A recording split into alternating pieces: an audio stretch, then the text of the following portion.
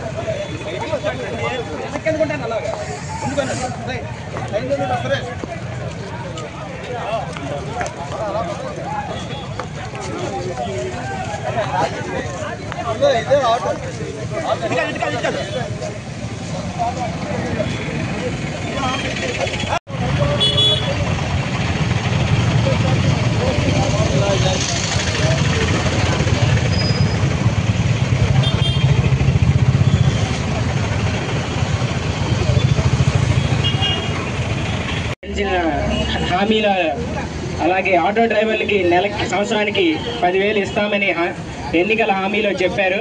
కానీ ఇంతవరకు 15,000 ఇస్తామని చెప్పారు, ఇంతవరకు వేయలేదు. రాష్ట్ర గౌరవ ముఖ్యమంత్రులు మొన్న ఒక సభలో శ్రీశక్తి పథకం చాలా సూపర్గా సక్సెస్ అయ్యిందని ఎంతో గర్వంగా చెప్పారు. మీరు చెప్పింది శ్రీశక్తి పథకమే సూపర్, కానీ ఎంతోమంది పేదలు ఇక్కడ ఆటో డ్రైవర్లు చాలా నష్టపోయారు. ఆఖరికి వాళ్ళ తమ ఇంటి పోషణార్థం రోజుకి కనీసం ఒక 500 రూపాయలు కూడా తీసుకువెళ్ళలేని పరిస్థితి ఇక్కడ ఎంతో దౌర్భాగ్యంగా నిలిచింది. ఇదే శ్రీకాకుళం జిల్లాలో గత జరిగిన ఎన్నికల్లో మీకు చాలా భారీ మెజారిటీ వచ్చింది.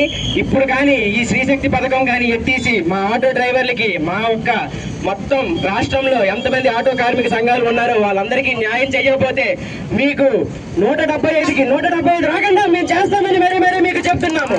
ఎందుకంటే ప్రభుత్వం కిందిసారి రాష్ట్రం వైఎస్ జగన్ గారు ఉన్నప్పుడు నెలకు 10,000 రూపాయలు మాకు వేసి ఎంతో సాహసంగా ఉన్నారు. కానీ ఇప్పుడు ప్రభుత్వం ఒక సంవత్సరం నెలగా ఎలాగోలాగా నడిపేసింది, 15,000 వేయలేదు.